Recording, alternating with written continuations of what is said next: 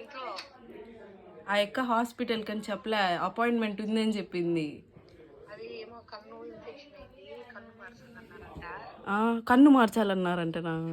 చనిపోయిన వాళ్ళ కన్ను పెట్టాలన్నారంట. 3 లక్షలు అయిందని చచ్చిపోతాను ఏడ్చుకుంటూ పోతుందంట. రోడ్ల కూడా అమ్ముడు ఎంటబడి బండి వేసుకుంటూ పోతుంది.